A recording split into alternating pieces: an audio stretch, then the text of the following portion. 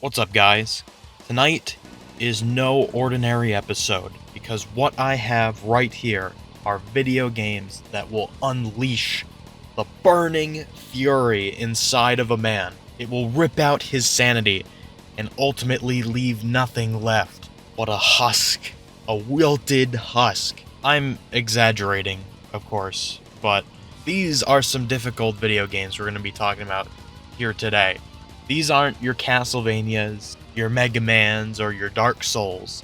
These are capital H hard games. I had to reach into the pits of hell for this one, but that's all they are, video games, right? Well, let's get the old CRT fired up and see how bad these games are.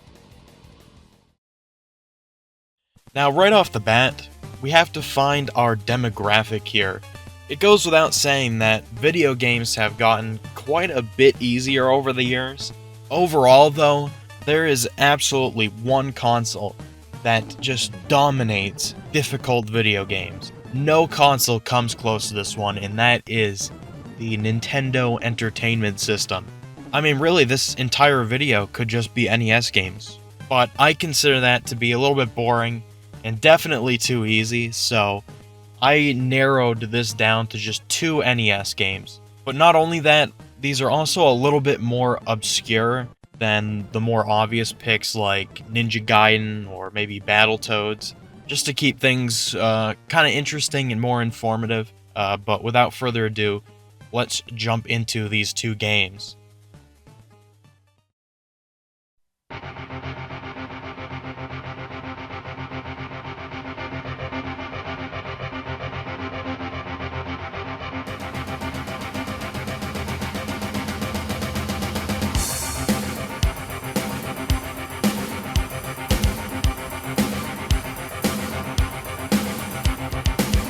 Now, this first one we have here is one I like to rant about quite a lot.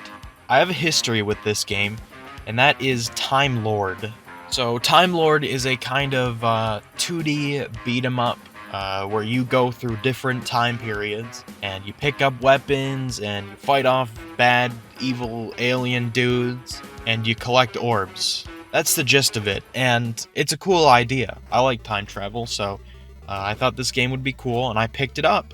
And Time Lord is a pretty cool game, I will admit, but to no one's surprise, it is very difficult.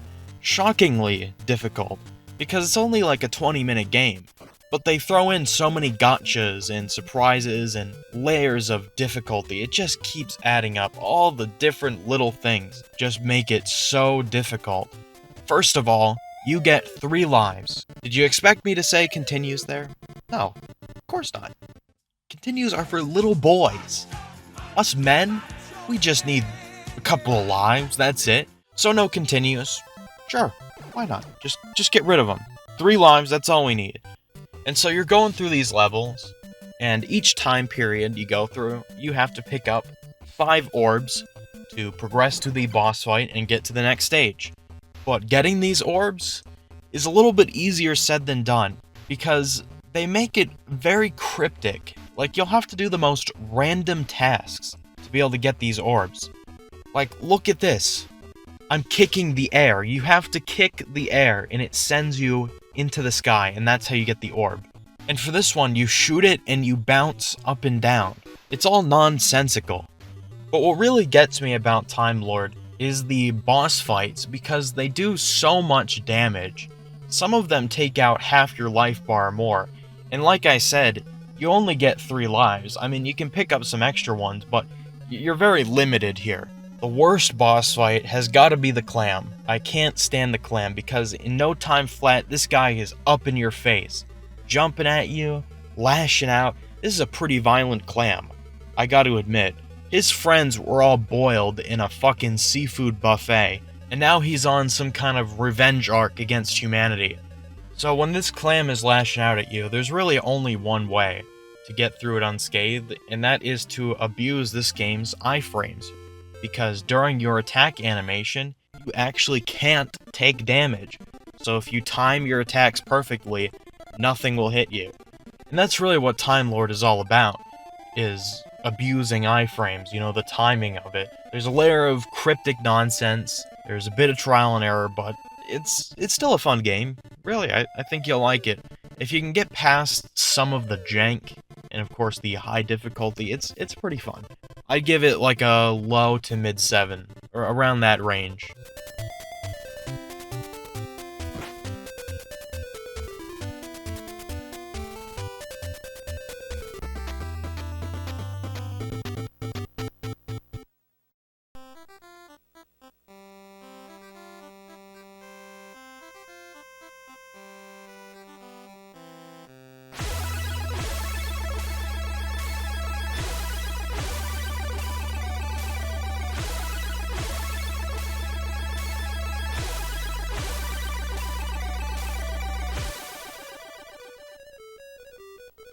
Holy guacamole.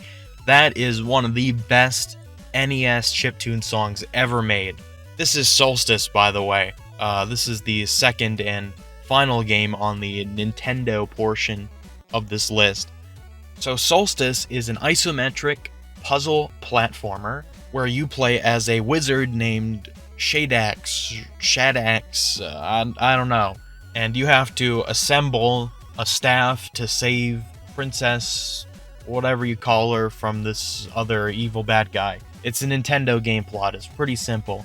And your objective sounds simple enough. You just gotta put together a staff. That's not too bad, but what Solstice does is that it just throws you in a labyrinth. You just drop down from the ceiling and are left to fend for yourself. You have to go find the pieces of the staff. They don't give you any clues or hints on where to find them. And this is a massive labyrinth. There are so many rooms, and you'll just be wandering most of the time. The nice thing is that the puzzle solving isn't that bad. It's not that difficult. The difficult part is the platforming. And part of that reason is because it takes an isometric view, so some rooms will look very confusing, and you don't know where you're going to land sometimes. I swear, there's no drop shadow or anything. Sometimes you'll have to pick up blocks and then place them midair and then jump off them. It gets pretty crazy near the end of the game. And saying that is an understatement. Some of these jumps near the end of Solstice are some of the toughest bits of platforming I have ever seen in a video game. They are pixel perfect. So combine that with the labyrinth-style design and the really brutal platforming. A lot of it is going to be wandering and dying over and over again. And to top it off, there are limited continues.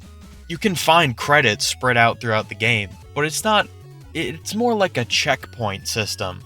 Because if you game over, you restart with the progress you made when you picked up your last credit. So honestly, once you game over the first time, you might want to start thinking about just hitting the reset button. It's really brutal. But I still enjoy the game. It doesn't get boring, I will say. It's pretty fun.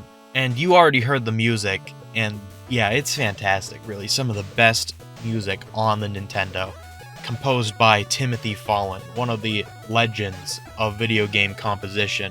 So yeah, I'd go low to mid 7s for this one too. It's pretty good. Alright, when we're talking about hard games here, the real standout genre, infamous for being only for the toughest motherfuckers, is the shooter, or shmup as some call it. These games are reserved for those who eat their Cheerios with fucking SAE 60 engine oil every morning. And right here, I have a pretty notable one for the Sega Genesis, and that is Gares. So like I said, Gares is a shoot 'em up.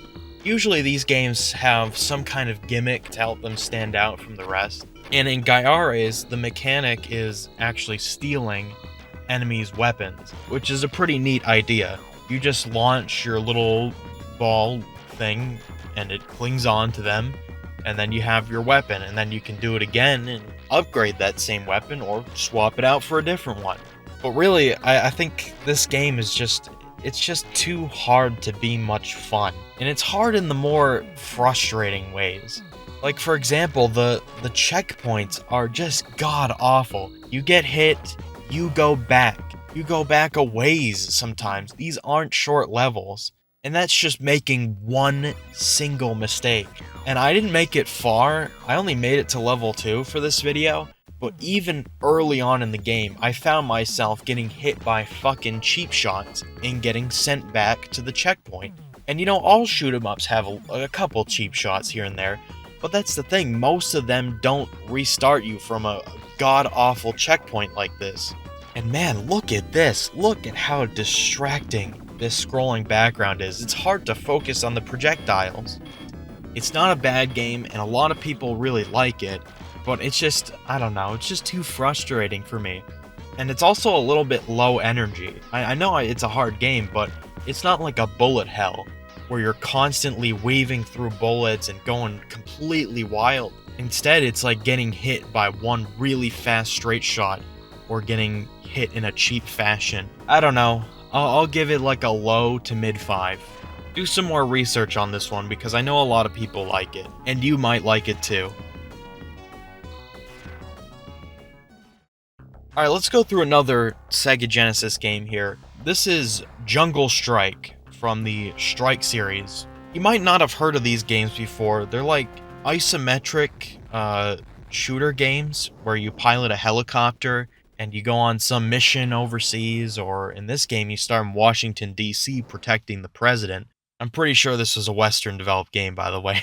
And for my money, Jungle Strike is the most difficult one that I've played thus far. First of all, we've seen this before, 3 lives, no continues. The missions that you are sent on are extremely long sometimes, and you're given very specific tasks to do, and some of them are no slouch. You'll walk into fields of enemies that just unload on you. While you're going through these missions, you can pull up a menu where you can view what you have to do next, you know, where some stuff is and information. But you'll also notice that you have a fuel and ammo counter. That's right, you can run out of fuel and ammo. So you'll have to go and resupply on fuel every once in a while, and they run out. There's not infinite fuel canisters that you can find in levels, so you better hurry the fuck up before you run out of fuel. It's not an impossible game, it's just one that requires so much practice, because you have to really know the ins and outs of every level, where the enemies are, where the fuel and all the ammo is, and you gotta know the fastest route to get where the next objective is to save on that fuel, and it's brutal, and it requires a lot of time. If you have that time to kill, it's an okay game. It's not bad, it's relatively fun, but there's nothing really that stands out as amazing to me personally. So I'd give it, I don't know, we'll say low 6 on this one. While we're covering the 16-bit era, the Super Nintendo also had some pretty tough games as well. Standouts for me are any of the Lucasfilm games. These bad boys will pull you limb from limb. And to be honest, I can't even bring myself to sit down and play this fucking game for the video. So instead of shooting for the highest mark, let's go for something just a little bit more fun. And you guys have probably heard of this game before. It's Super Ghouls and Ghosts. I just want an excuse to talk about this game. That's all. Alright, so Super Ghouls and Ghosts is a horror-themed action platformer where you play as Arthur, and the princess gets stolen by the devil, blah blah blah, and then you just walk through cemeteries and throw lances at stuff and just have a jolly old time. This game is fucking hard, goddamn. It's not so jolly sometimes, I'll tell you that. But unlike some of the other games on this list, nothing feels cheap in this game. It's all very fair. A lot of your deaths will be because of overwhelming enemy presence, and you need to know how to properly dispose of them before you get overwhelmed. There are also some portions with some pretty tricky platforming as well, so expect to fall down some bottomless pits occasionally. But really, the hardest part about these games is only being able to take 2 hits before death. Because really, any action platformer has tricky platforming and overwhelming amounts of enemies at times. You know, you'll see that in like a Mega Man game, for example, but the difference is that you got a life bar in these games. In Super Ghouls and Ghosts, 2 hits and you're back to the checkpoint. But even though you will die a lot and very easily. I never really raged a whole lot on this game, because it almost always felt like it was my fault when I died.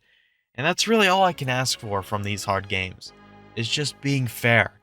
It's not a perfect game by any means. I'm a little bit confused on why they had limited continues here, considering you can pick them up so easily. You get extra credits all the time, so... The problem is that if you get stuck on one level for a very long time, and you aren't picking enough points to get extra continues, you can actually game over permanently, like I did on the very last level of the game. And considering this is a Ghosts and Goblins game, you have to go through it twice, and I was on that second playthrough. So just having the option to be put back at square one on such a brutally long and unforgiving game is, man, yeah, like I said, I'm just not a fan of that. It is a surprisingly long game on a first playthrough because of its difficulty. It'll take 5 hours or more, really. So if you want to put the game down and come back to it later, you'd hope for a password or something, right? But they don't give you one. So if you want to play through this, make sure to leave the console on, or if you have, I guess, 6 hours of free time, go for it. It's a good game. Only a few complaints here, but I'd still give it like a low 8 range, we'll say. It's good. Okay, for our next game, we are jumping all the way over to the Dreamcast. I already mentioned the shooter genre before, but there is a subset of shooters that many like to call the bullet hell. Oh, Christ. Oh, this game, man. Mars Matrix might be the most difficult game on this list, at least at a first glance. You might just look at this and think, yeah, that's literally impossible. I mean, how do you dodge some of this? But let me break it down for you. Mars Matrix, like I said, is a shoot 'em up that they call a bullet hell, and you can pilot 2 different kinds of ships. One of them has a better gun, one of them moves faster. And the gimmick in this game is something called the GHB, or the Gravity Hole Bomb. And this is your best friend. You need this. You are more reliant on the GHB in this game than a baby is on their fucking mother's tit. What it allows you to do is absorb any bullet on the screen for a few seconds, and either turn that into a wave of projectiles, fire the bullets back at them, or you can turn it to a screen nuke attack. But you aren't really using it for the attack. You're using it just so you can fucking survive the waves of bullets flying at you every second. Because what Mars Matrix likes to do is just throw in wave after wave of enemies. They all come in at once and immediately start firing bullets everywhere. I mean, just look at this. Look at how much shit is on the screen. So yeah, this is one of those games that I'll never finish. Probably not. But with that said, I still really like it because it is constantly engaging. And when you have no aspirations to finish, you can just kind of kick back, have a laugh at the absurdity of what's happening, and most importantly, just do your best. It's a great game to just kind of kick back and see how you'll do this time. And in this playthrough, when I was recording, I actually made it to level 6 for the first time. So just inch your way forward, don't get too hardcore about it, and yeah, like I said, just do your best. It's a really fun game, actually, and it feels great to do well in this game. If you're actually weaving through the bullets and flinging them everywhere and screen nuking all over the place, it's very satisfying. So I like this one. I like Mars Matrix. Go play Mars Matrix. That's what they say, right? I'll give this one a low 8 as well.